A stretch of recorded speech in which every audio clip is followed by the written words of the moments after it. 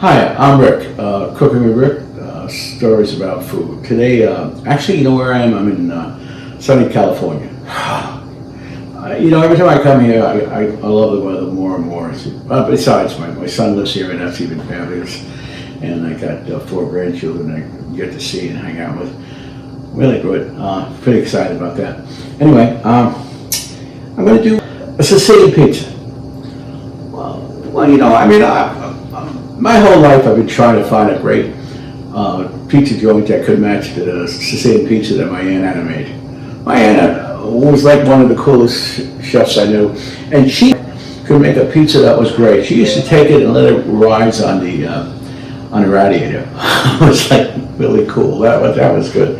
And so I was just fooling around on the internet, and I came across what they have is called a 14-inch square pan, which supposedly works really great to make a Sicilian pizza. The thing with a Sicilian pizza is you want to get that crunch when you do it. So, I saw it, I liked it, I bought it. Okay? So I said, let me see if I can match your manners.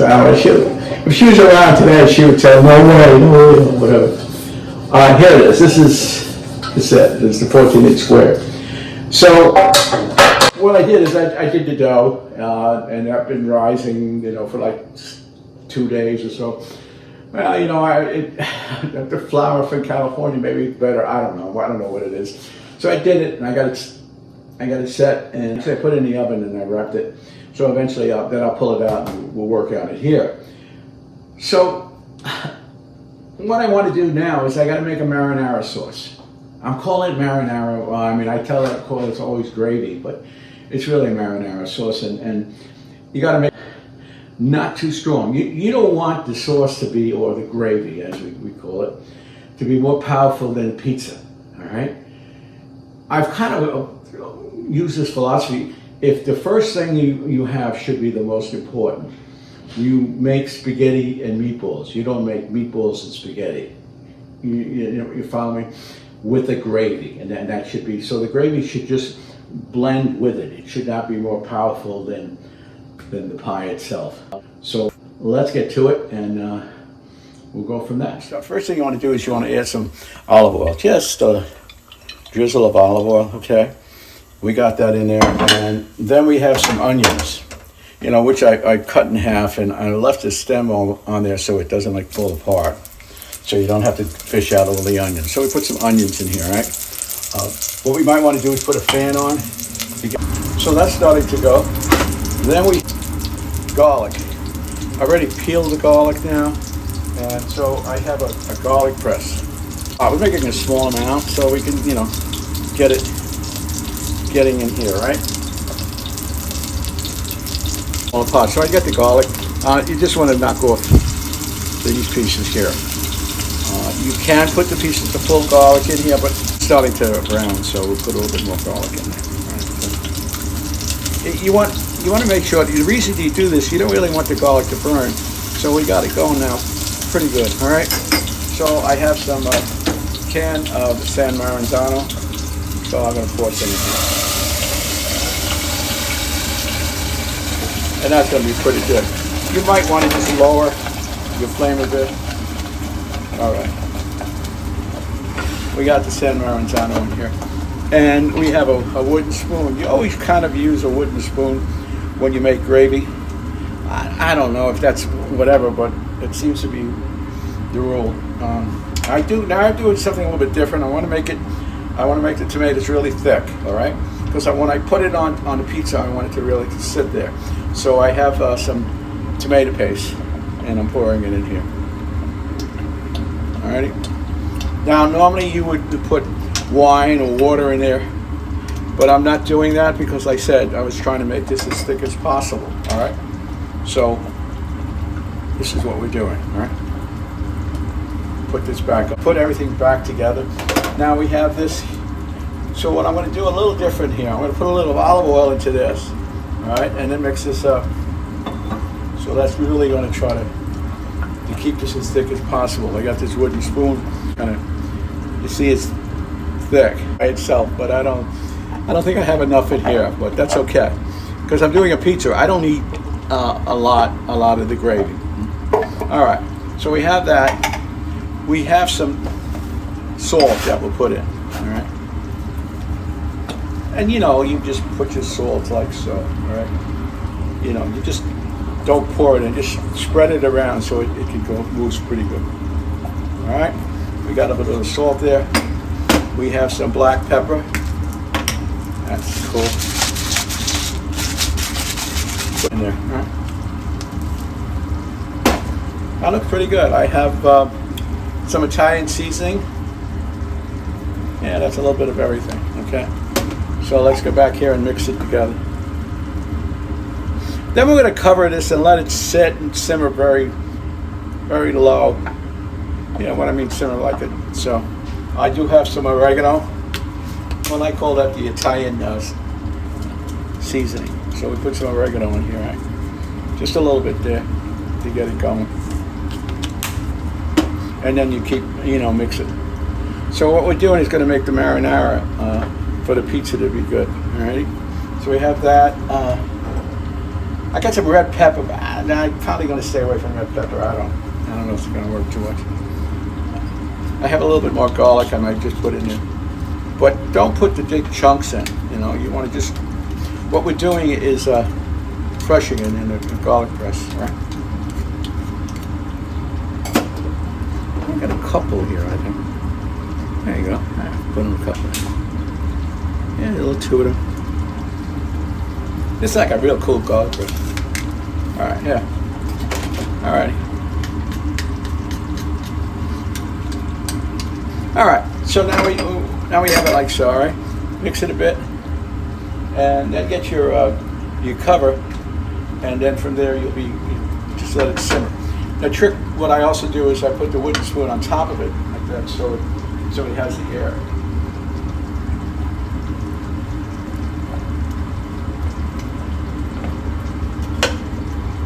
There you go.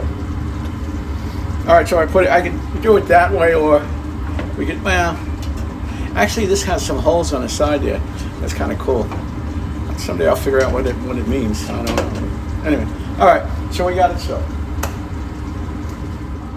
Now that I got the gravy or marinara sauce, whatever you want to call it, cook away here. I got it set. Okay, so that's I kind of like turned it off because we're going to be running into a time element here. So I have the dough, which I made, and I just continued growing it here. All right. So I oiled it and just spread it out. What we're going to do is, get it spread out, wrap it in foil or saran wrap, one of the two. So, and then let it sit for a couple hours, and then it's going to start to rise. Now you can rise some more, all right? So just put it in and spread it out. Actually, what we do is spreading it. You know, you got to watch. Sometimes you get holes in it, so you take a little piece of the dough and you cover it. You know. I'm actually, I said I'm in California, and it's wow. How do you beat this weather here? Oh my God, it's fantastic. Yeah. And I'm pretty happy here. Yeah. But so I'm trying to stretch it out. I don't know. You can see that. You see it. I said my Aunt Anna used to put it in a pan like, not this pan, but a pan, and she would put it on a radiator. I don't know if people know what radiators are anymore. But, Or my mom, being Italian, we had a one-family house, but we spent most of our time in the basement. I don't understand it, but we had an oil burner there, and my mom used to put it on the oil burner, and it would rise. Italians, whatever, which I'm going to put here. But it's just going to be cheese, not any everything else. Some people, they put everything but the kitchen sink on it. All right, you can. People they like it with meatballs. They like it with, I even heard spaghetti on it. I don't know. They like it on that, but all right. So look, it's pretty well set up now. Quality on the end, so like corner it like this, so you get that. All right, so you can get that crust. You want a crust on this to hold it. All right, good. I think you can see that pretty well filled up. Alrighty, I have aluminum foil I was going to use the saran wrap. I decided not to. I think the aluminum foil works better. And I have this thing about aluminum foil. You always use the both sides, so it's what you're covering or heating. All right.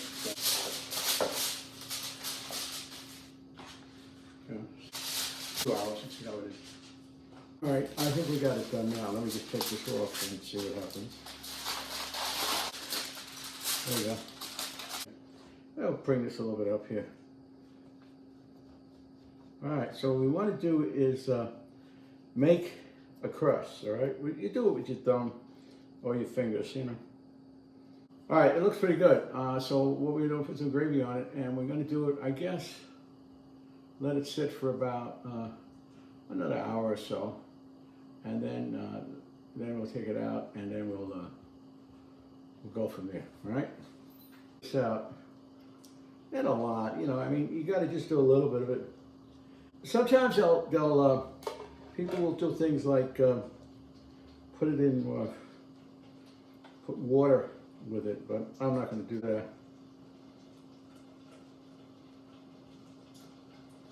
Well, we're going to do this. Let's sit here. Like I said, I'm at my daughter's house, and when somebody comes to the door, they're little guys, but boy, they bark.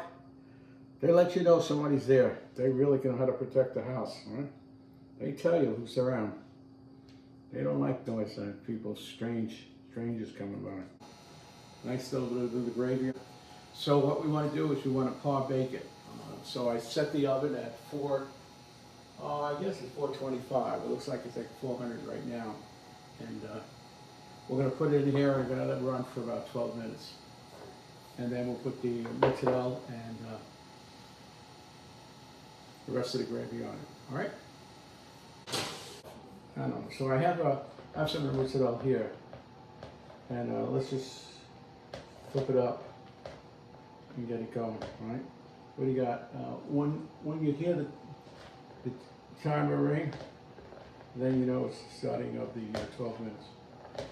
Check it out, and then we'll put the mozzarella on, and then we'll put the rest of the gravy. Right. So it's pretty brown around the edges here. I put the mozzarella on here. So now we'll put not a lot. What we'll do is really browned out nice. I like right. So I attempted this here, but I don't know. I have pecorino romano. I can grate that on there too, but I want to cook this through. See how this comes out. Yeah. All right.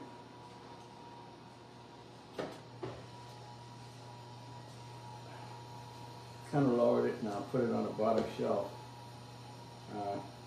I don't know. See, I got this here. Let's see what goes.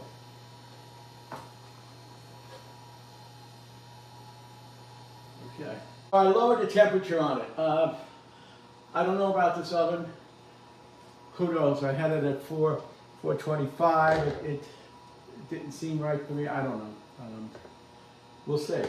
I do have some pecorino romano, and I have a grater. We'll see how that will come out. All right. I think I got it. I may. We'll set it down. And let's put it on this metal tray here and see what happens. That's pretty good, I think. You know. Okay, it's done. We're going to try a little and see what I think of it. Well, actually, you want to do is you want to hear that crunch. So we'll see what happens.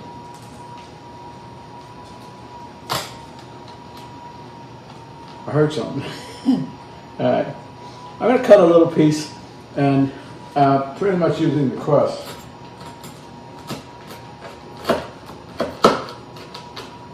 All right. We'll see what comes of it. Okay. All right. Well, we'll see what happens, right?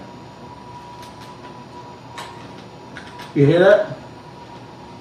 You hear that crunching noise? That's what you wanted. Came out all right.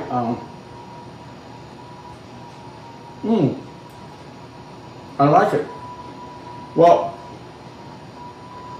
I consider this for the first time it came out really good. But the more I'll make it, the better I'll get at it. And I think the same thing happens to anyone else. What you need to do is get that 14 by 14 pan. And usually you can get it at Amazon. I gotta give them a plug? Yeah, like they need a plug from me, man. Anyway, it's really good. It's well worth trying.